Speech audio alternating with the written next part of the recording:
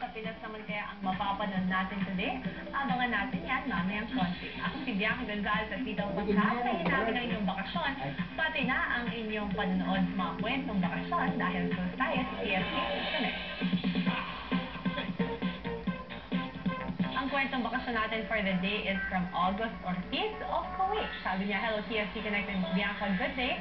Here I am again. I just want to share my recent vacation sa Pinas last November 2011 to Jan 2012.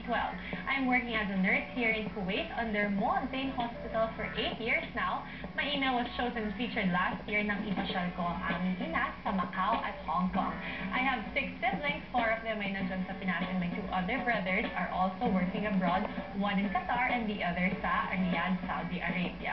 Halos sabay-sabay kaming umalis ng Pinas 8 years ago. Although yearly kaming nagbabakasyon, hindi pa nagkaroon ng chance na magkasabay-sabay kami ng uwi. At yun ang laging hiling ng aming ina na sana magkita-kita kaming muli. At yun nga ang nangyari. Magkakasunod kaming uwi at nag-abot-abot kami sa Pinas to celebrate Christmas and New Year na kompleto kaming 7 magkakapatid. Nakita kong gaano kasaya ang aming 72-year-old na ina na masyal kami ng buong pamilya noong December 24 sa Monasterio de Tarlac.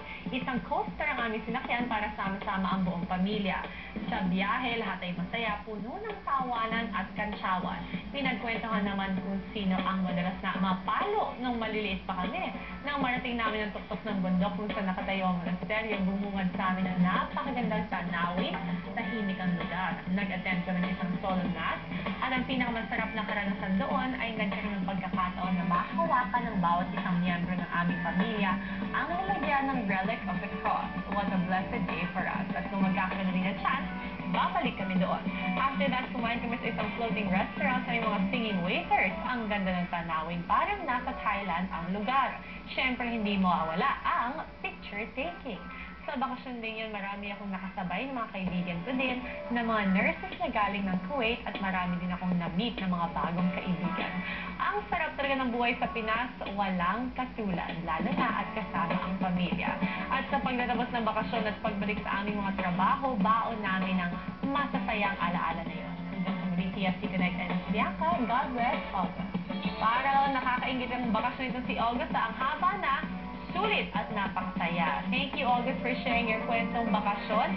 Masuswerte silang nabibigyan ng ganong kahabang bakasyon na kaya dapat lang that it is spent wisely at sobrang i-enjoy. At kita niyo naman for those na hindi pa nakakarating sa mga lugar na binabanggit ng ating mga kabonding sa kanilang mga kwento, at least nakikita natin through pictures na sinashare sa atin ng ating mga storytellers. At malay na magkaka-ideya tayo, di ba?